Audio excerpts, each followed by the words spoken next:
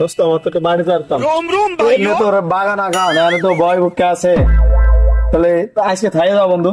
না দোস্ত আমার বাড়ি ইমার্জেন্সি কাজ তো, বাড়ি যেতে বুঝে পথে তো আবার ডাহাই জোত পরে কলাম আজকে রাতটা থাইকে যাও।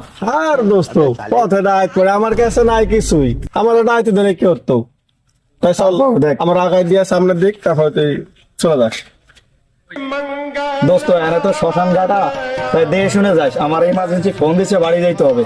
আচ্ছা দোস্ত ঠিক আছে, তো না ঠিক আছে সমস্যা না, ভয় নাই, আল্লাহ ভরসা, আল্লাহ আছে সাথে, ঠিক আছে।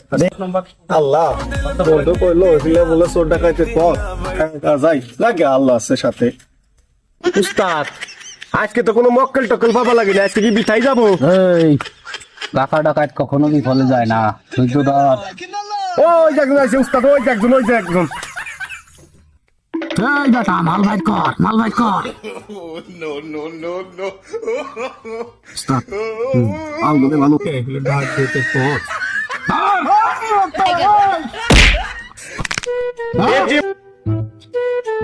উস্তাদ ধরে আনছি তো, তার দিকান দিকান।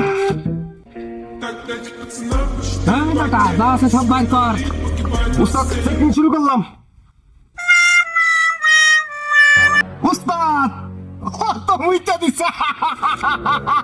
এই বেটা এই কাকা ডাকাইতির খপ্পরে যে পরে আইডিয়া মুইতে মরে, তা সেটা কোনো ব্যাপার না, আরো চেক কর। উস্তাদ নাই কিছু উস্তাদ। এই বেটা চুপ। আল্লাহ কোন রাতে বললাম এখন এই ওর পিছনের পকেট চেক কর।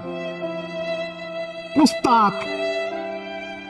উস্তাদ এ হালা গাছ তো কোনো টাকা নেই, ফকিন্নি উস্তাদ।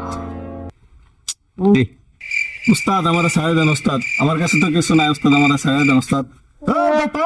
এত কথা বলিস কেন উস্তাদ? এ ফকিন্নির কাছে তো কোনো টাকা পয়সা পাইলাম না, পেটে চর্পি টর্পি বানাইছে খানকির গুলো, কি করবো বলেন? আমার বাবা যা। আল্লাহ আজকের মতো মাছ আছে, লাভ কাছে তো কি হয়েছে, ডাকাত তো বাঁচলাম।